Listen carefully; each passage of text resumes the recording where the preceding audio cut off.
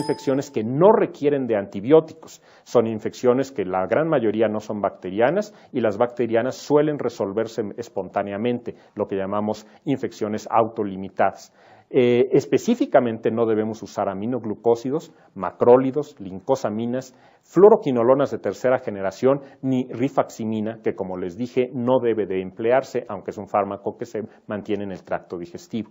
Sí se pueden usar, pero con sus reservas y cuando el caso lo amerita, esto es en infecciones graves que están causando una severa deshidratación y que claramente no son autolimitadas, como la fiebre tifoidea y otras salmonelosis o la shigellosis, aminopenicilinas, cefalosporinas de segunda o tercera generación, fluoroquinolonas de segunda generación, cipro o levofloxacino, inhibidores de folato y tetraciclinas o cloranfenicol. Hay que tener cuidado, sin embargo, con los inhibidores de folato y con las tetraciclinas porque ya hay una alta resistencia entre los enteropatógenos mexicanos.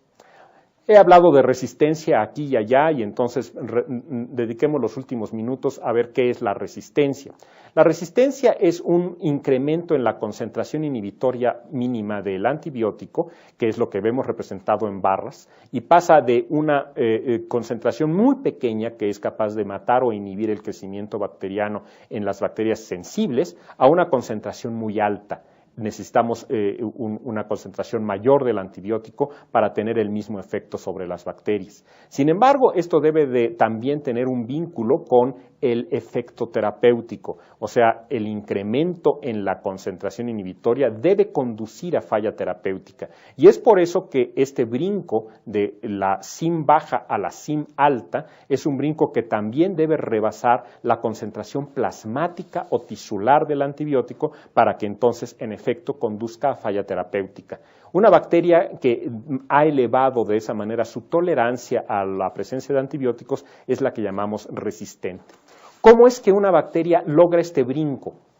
Es prácticamente un brinco como el convertirse resistente al smog. Yo estoy hablando desde la Ciudad de México, en donde pese a todos los esfuerzos tenemos alta contaminación ambiental y pues realmente no es fácil simplemente ganar una habilidad que nos permita sobrevivir sin efectos a la toxicidad de la contaminación ambiental. Bueno, las bacterias tienen esta formidable habilidad de intercambiar información genética. Esto es algo que llamamos transferencia horizontal de genes y que consiste simplemente en que una bacteria al acercarse a otra puede transferirle información genética y esta información puede conferirle, puede enseñarle a la bacteria que la recibe una serie de habilidades que le permiten a la bacteria sobrevivir al efecto de antibióticos. ¿Cuáles son estas habilidades? Bueno, una bacteria puede empezar a producir, por ejemplo, una enzima que hemos representado aquí como una pequeña tijera, al final de cuentas eso es, una tijera molecular que inactiva, que degrada al antibiótico.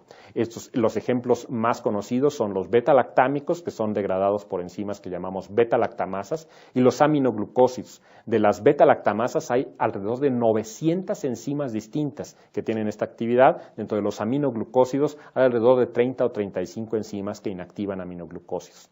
Otro mecanismo es la expulsión específica.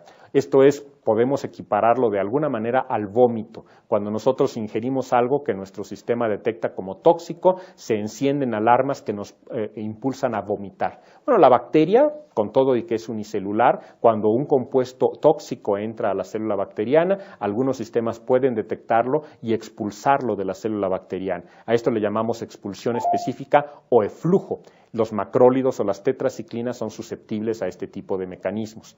También tenemos vías alternas, esto es la capacidad de una bacteria para hacer lo que el antibiótico usualmente le inhibe. Por ejemplo, si las sulfonamidas inhiben la síntesis del ácido fólico, la bacteria adquiere una nueva forma, una nueva vía metabólica para seguir produciendo ácido fólico aún en presencia de sulfonamidas. También este tipo de mecanismos los encontramos con los glucopéptidos. Y finalmente la alteración o protección del blanco celular. Si una bacteria, por ejemplo, cuando recibe un macrólido, el macrólido se une al ribosoma y esto inhibe su síntesis de proteínas. Una bacteria resistente protege a su ribosoma de modo tal que el macrólido ya no puede unirse y tener su efecto antimicrobial. Y entonces tenemos un fenómeno que se puede representar y se ha representado en muchos escenarios con el esquema que tenemos aquí. Una población bacteriana a su izquierda, dentro de muchas, no dentro de 10 como está en la pantalla, sino dentro de varios millones o decenas de millones de bacterias. Una de ellas es resistente a antibiótico, que es la que marcamos con una R.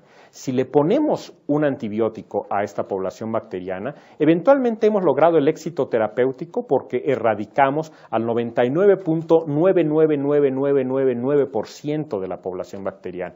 Nos queda, sin embargo, a esta sobreviviente, la bacteria resistente, que, si se acuerdan, es una bacteria que se puede multiplicar rápidamente y en el curso de unas cuantas horas o de pocos días, la población que originalmente era sensible ahora ha sido sustituida por una población completamente resistente. Este es un esquema que es totalmente cierto, pero que es una sobresimplificación del proceso, como veremos al final.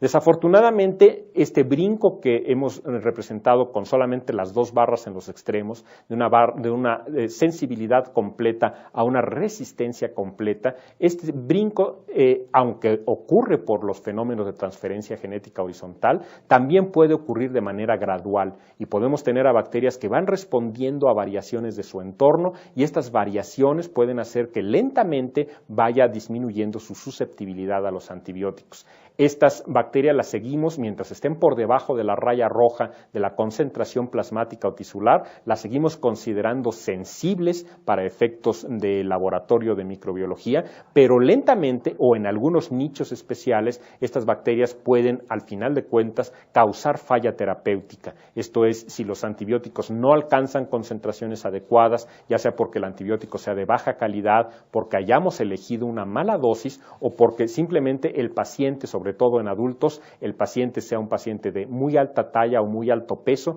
y las dosis estándar para adultos, al final de cuentas, no alcanzan concentraciones plasmáticas adecuadas. De ese modo, lo que tenemos es un escenario que lo hemos representado con este esquema. Lejos de ser una sola barrera en una sola dimensión, como un par de diapositivas pasadas, en las cuales una población bacteriana pasaba a través de esa barrera por un orificio, ahora tenemos una barrera tridimensional que es establecida con orificios a diferentes niveles, porque las concentraciones de antibióticos van variando en el paciente y hay diferentes condiciones en las que el antibiótico puede ser subinhibitorio y permitir la sobrevivencia de bacterias que solo sean un poquitito resistentes, no totalmente resistentes. Y por otro lado tenemos que otras presiones selectivas, no solo los antibióticos, pueden propiciar la aparición de resistencia.